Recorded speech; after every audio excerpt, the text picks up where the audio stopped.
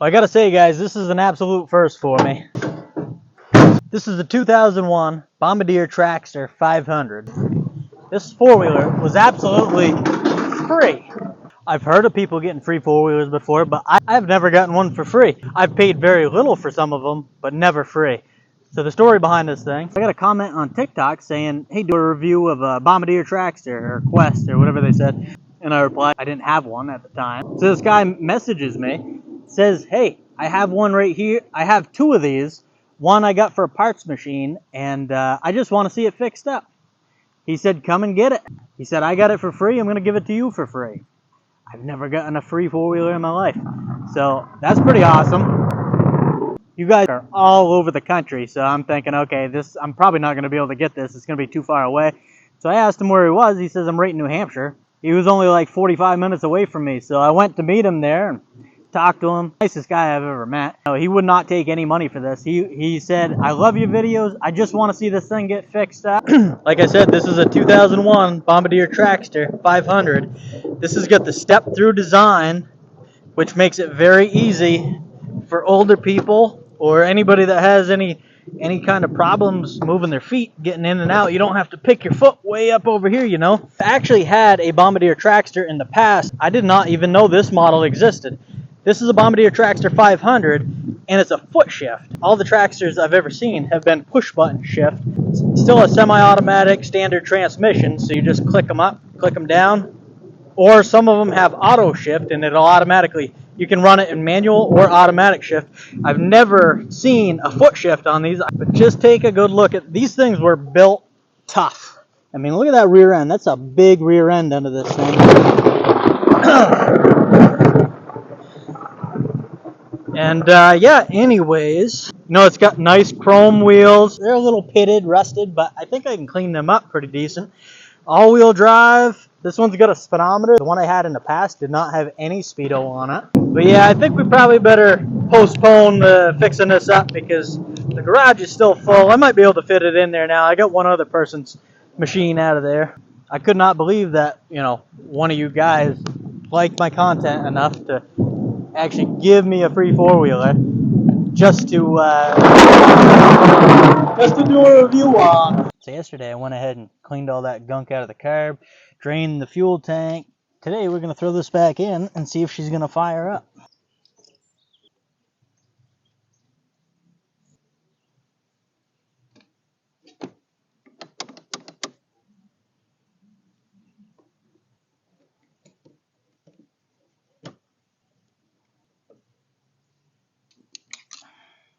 Oil's good.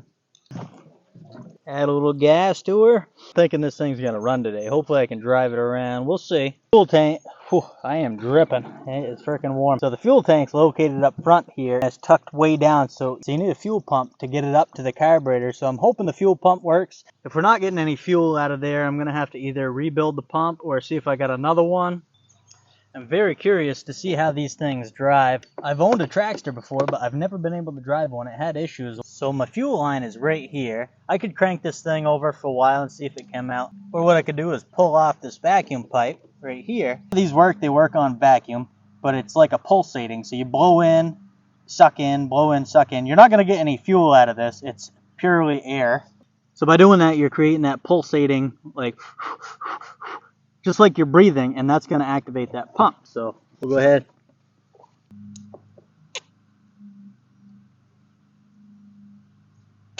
That's great. That's telling me that pump's working fine. I am dripping like crazy. It is so humid today. But the fuel coming out of that thing was awfully green, so I'm going to go ahead and keep pumping until that starts clearing up.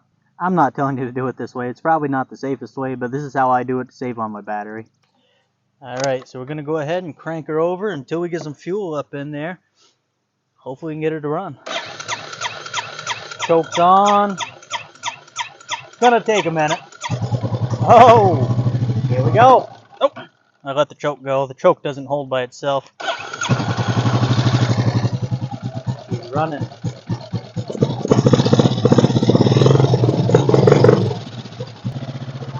She's a runner.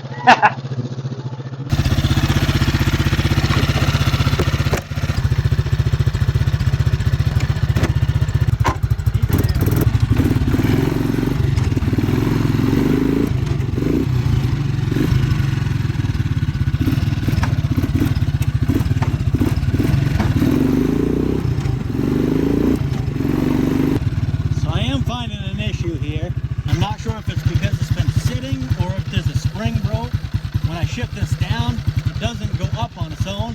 So it actually, you shift it down, it stays in like neutral kind of. It might just need to be worked. I'll just have to drive it around and try it. This thing's pretty cool. It's got 5 gears in high, and that's low range. It's actually got 5 gears in low range also. That's first gear, second, third, fourth, fifth gear right there. And this is how you shift the reverse right here also. I wonder, that's pretty cool. We got 5 gears in reverse. Oh, it must have some kind of speed limiter though. Well, who would have thought that? Free ATV, clean the carburetor, clean the gas out, and she's running good. So this is the free Bombardier Traxter I got the other day. It's idled a little bit low. There's no air filter in here. Thing seems to run pretty good. It does have an issue with the shifter. You can click it up and it'll return. However, if you shift it down, it just stays down. It doesn't return back up. So I gotta look into that. And then also, we have no speedometer at all. That's not working. The gauge here is working. Check to see if the lights work. Oh, the lights do work. High beam, low beam, yep, they both work. Tail light works, perfect. So just the speedo isn't working. There's a fuse block in here, but all these fuses were good. Go ahead and check out what's going on with the speedometer. Somebody's definitely been in this wiring before. It's all messed up. We actually have a broken wire right there. And it looks like it goes down to here. So I'm going to run a jumper wire from there to there. I'm actually noticing there's 1 wire, 2, 3, 4 red wires cut right here. So I'm going to have to get the schematics and check that out and see if I can figure out which one goes to the speedometer here. That'll be a later on thing. I'm not too worried about that right now. So I was just looking at this shifter, and I noticed down in here they have a spring hooked up to the shifter. You can see it moving. That is definitely not factory. So I just removed the spring. Check that out. It's returning perfectly. It still goes down. It seems to be working fine. You know, it goes up, goes down without that spring. I'm not sure why they had that in there. You know, I might find out after driving it. We'll see. So I only have the seat off right now. Just take a look how easy this thing would be to rebuild the top end. There's nothing above it. Literally pull your head pipe off, your carburetor, and you can rebuild that top end right here. I was looking in the front box here, and there's a brand new oil filter right in the package. Might as well do an oil change to this thing.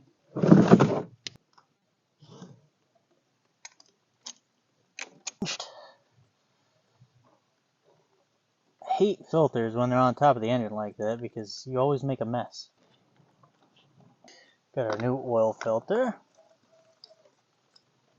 Yeah, another day of rain. Don't care if it's pouring. I'm trying this thing out today. We're going to go down to the gravel pit and make sure the four-wheel drive works. Then I'll see if I need to order any parts for this thing. The book is telling me it holds 2.6 quarts, so we'll go ahead and fill her right up. It might have said 2.6 quarts, but to get it to that full mark, it was actually over 3 quarts.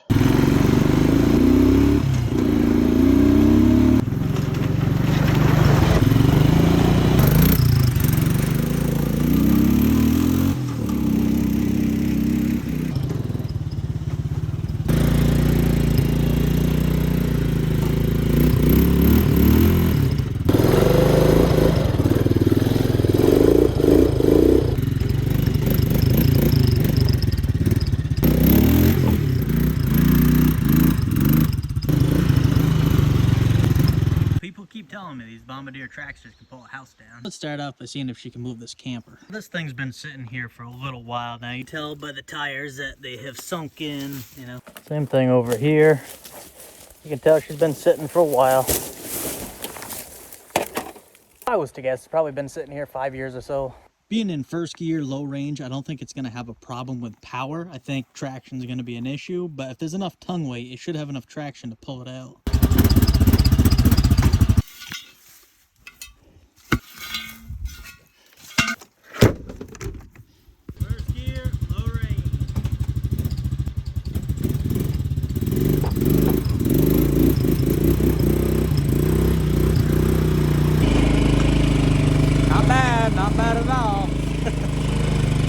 tight for that thing.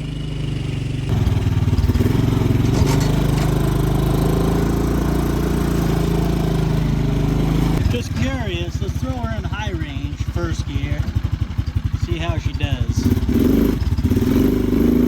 Still pull it, but you can tell it's way too high geared for that. Low range works much better.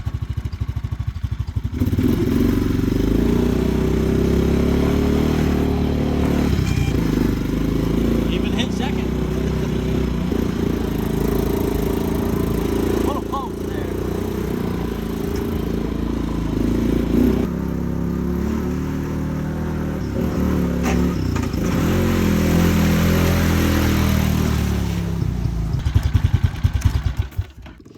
Well, I have no idea what that trailer weighs, but as you can see, the tires are pretty soft. That one's actually almost flat. These two actually got pretty good air in them. You know, when you compare the size of the ATV to the trailer, I thought she did pretty good. And I was able to hit third gear in low range with that thing.